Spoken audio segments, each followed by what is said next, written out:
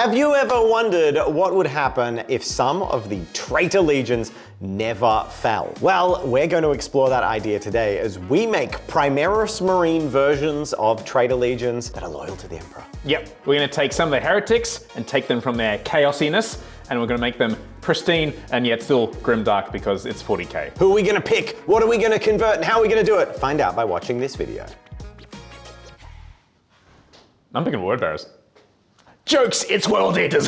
So reimagining the Chaos Legions as loyal legions in the 41st millennium means Primaris Marines. So I have to make a Primaris Marine that feels, well, at home in the Death Guard Legion. That's right, Death Guard. I have chosen these guys because they have a really iconic look in their helmets, but also because the Nurgle Plague Marines of the 41st millennium are so distinct. They're so unique, bloated, and fetid that I thought it'd be interesting to pair that way back and have a look at the idea of this loyal Death Guard. So let's do it. So it's time to start this little custom Marine, and I wanted to start with a model that felt immediately Death Guard. Now, of course, I could go for something like an Intercessor because the Death Guard do favor lots of line infantry with rifles, but I thought there wasn't quite enough character in that to convey in a single miniature. So instead, I've gone for an Incinerator with their Pyroblaster. The idea of this being some chemical flamethrower or concoction fits with a lot of the Horus Heresy lore around Death Guard war gear. So that's the way we're flavoring it today. The Primaris Mark 10 armor is quite rigid in its design. We're only just now starting to see character come into it. The Death Guard were always a pared down and simplistic faction, and they never really had a huge amount of Baroque trim, detailing, or decoration. So I've got to be sparing and clever in where I use these parts. Now I've got an idea that I think will work really well, so I grab the Dark Angel's Asmodai. He has this backpack that is pouring smoke out of these incense burners. This frames the model in a really interesting way, but I actually think it'll be perfect for my Death Guard. The Death Guard are all about toxins and fumes, and in fact Mortarian's homeworld, where he came from, had a deadly smog settling on it that no one could rise above a certain altitude or else they just die from these horrible fumes. So in an homage to their roots, the Death Guard in the 41st millennium, these Loyalists,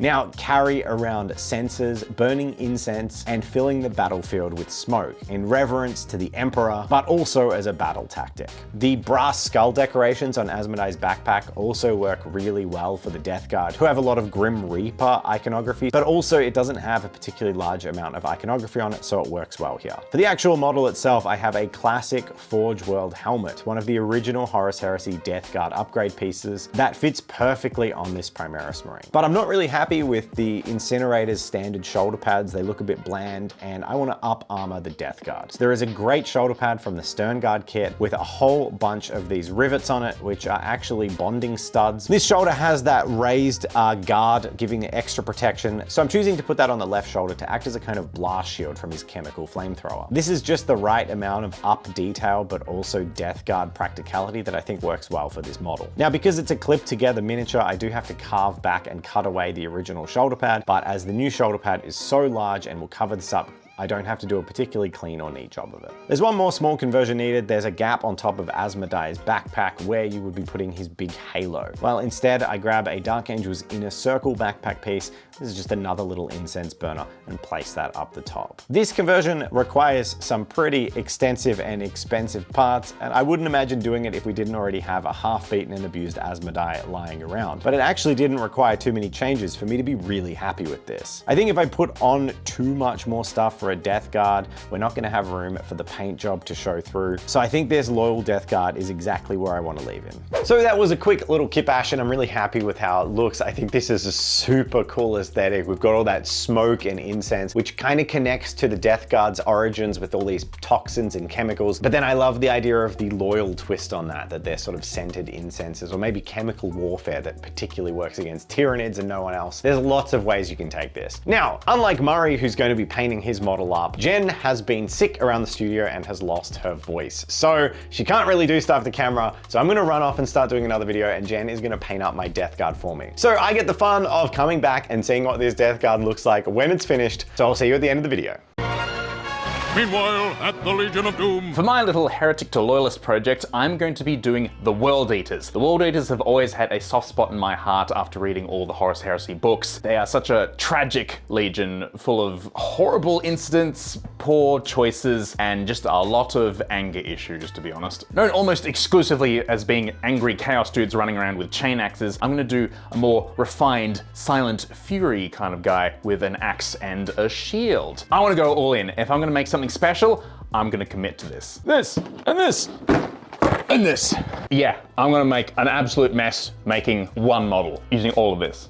Oh, and this guy. Let's get started.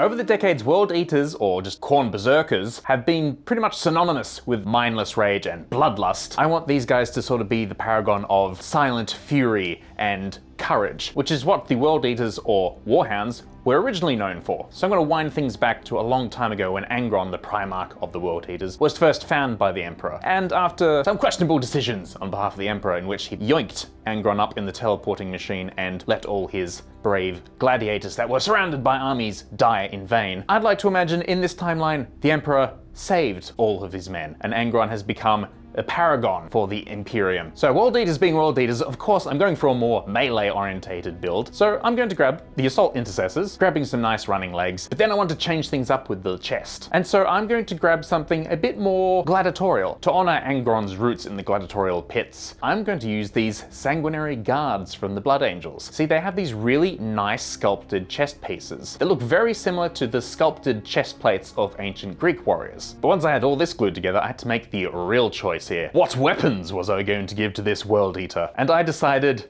a sword would be pretty cool, but I think an axe is still just too iconic for the World Eaters. But I'm not going to go for the chain axe here. I'm going to go for a very clean power axe. So I went back to the Blood Angels box here. You see, old mate Astaroth here has a very cool axe indeed. So I'm taking it. Then all I had to do was find a decent haft for my new axe. Since Astaroth's novelty hafts seem to be someone's spinal column, not having that here. So I went and grabbed one of the old chaplains from the Indomitus box, cut off the head of his Crozius, and voila!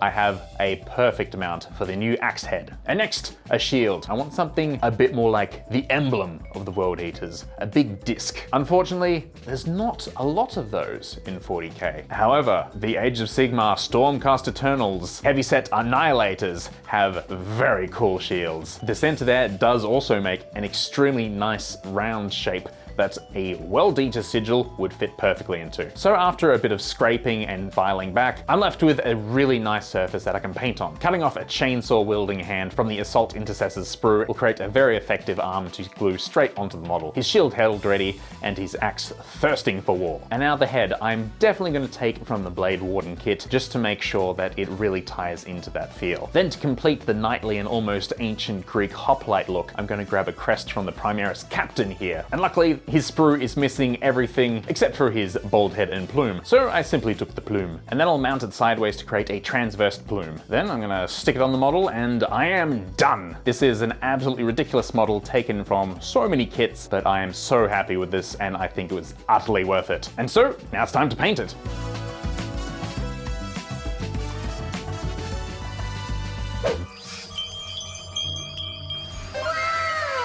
A huge thank you to all of those who supported our Kindred of the Abyss backer kit. This campaign was immensely successful and we're excited to tell you that late pledges are available. So if you missed out on the campaign but would still like to be involved, you can head over to the link in the description. You're getting the maximum value. We hit every stretch goal. We're making it all, which is super exciting. And surveys will be going out soon, which means people will be getting their files fairly soon as well. Jackson Jewel at Golden Dragon Games has already started to sculpt the first of the stretch goals, and Alicia has been hard at work producing some art, which will all come together into this awesome art and lore little PDF that we're really excited for. And as a special treat, here's one of those artworks right now. Yes, it's the first look at one of those Kindred underneath their dive suits, one of the sailors, submariners, and crews of their submersible vehicles. If you want to get involved while it's all being developed, get access to sneak peeks and all that as we continue to update the campaign, make a late pledge to join in the Undersea Revolution. Links are in the description. Thanks, everyone.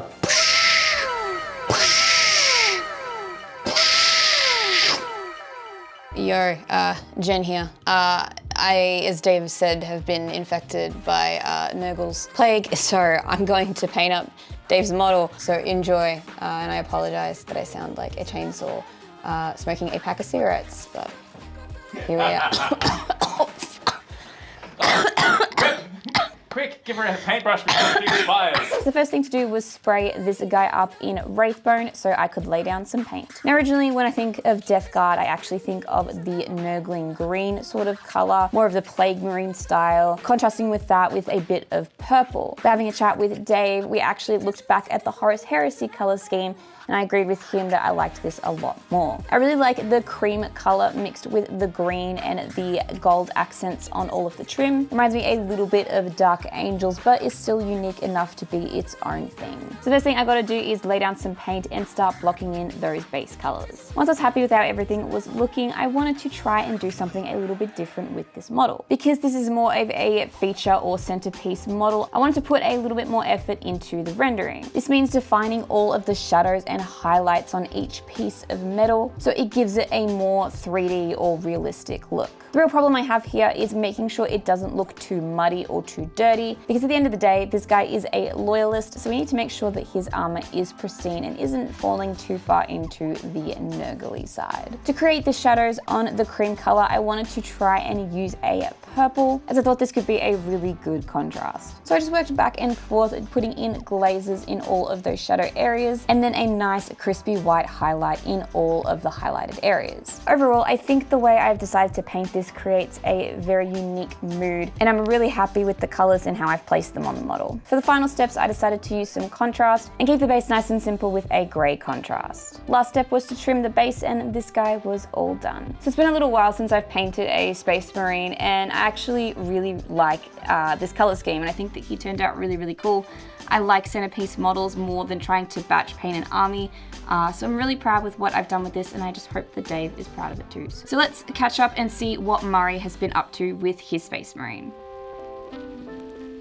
Back before they became a gory blood red, the World Eaters sported a lovely white armor that didn't stay white for too long, and these amazing and vivid blue pauldrons. This, coupled for when they actually got drenched in blood regardless, means they make this incredible visual spectacle on the battlefield and on the tabletop. And while I considered going for the colors of the Warhounds, the Heresy era World Eaters are just too juicy to pass up, so I'm going to paint them like this. Thus, I'm going to start with a Wraithbone base coat and then give it a diluted brown wash all over. A nice deep gold brass for the trim and a dark silver to accent all the other metal areas I want to make. And really what I'm going to do here is jump back and forth between the different areas, adding washes, knocking parts back and re-highlighting, as I want to have quite a pristine look, but it's still grim dark 40k, so it's going to be nice and weathered. To give some real visual pop on what is otherwise just going to be a silver axe, I'm going to make the blade head black, and then the metal box of the head is just going to be a standard silver, which I'll wash and highlight later. But for the blade itself, from the black, I'm going to give it a nice heavy dry brush in progressively lighter silvers to get this really nice scratched look. And now I'm going to start working on building up that white again, rather than this tanned brown that I've left myself with. So by just adding some white back to the mix and wet blending it in,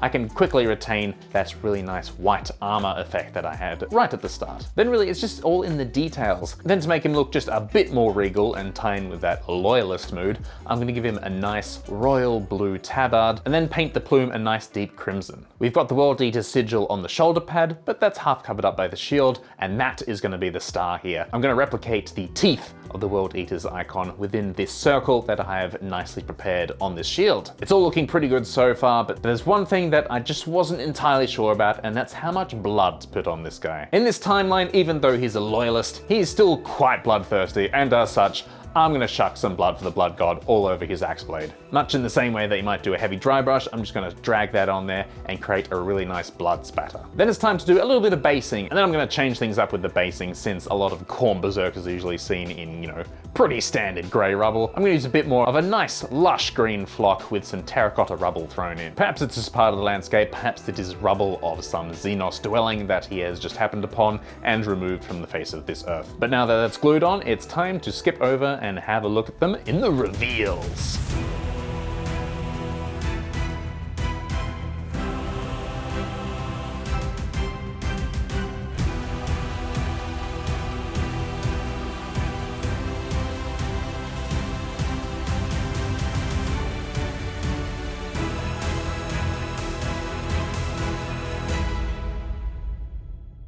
Thank you to all of our splendiferous patrons. If you'd like to join the Tabletop Time Patreon and support us out, see our weekly vlog updates, as well as get access to our mini review and more, links are in the description. It is the most direct way to support the channel, so we really appreciate all of your support. Links are in the description as well. Well, Jen, you're finished. Well done. It was a shame I couldn't paint my own miniature, but I had to go and start our next video for next week. But you and Murray did an awesome job. Yes, thank you. It was a lot of fun. I actually would love to do some more of these. I really want to do Emperor's Children, which obviously is coming out very soon, which is very exciting. You want to do loyal ones? But I want to do loyal Noble ones, yeah. Primaris Duelists.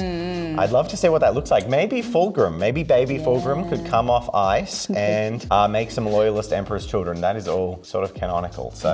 But let us know what you think down in the comments below. If there's another faction we should try out as well, maybe there's... Or should we turn the Loyalists chaotic? Ooh. Turn them evil. Yeah, evil time. All right, well, that'll be fun. We'll see you in the next video. Thank you all, and bye-bye. Don't forget to check out the... like, oh my God, I can't even say it. Ew, you just infected me. Support the back kit. Late pledges available now. Links are in the description. Thank you.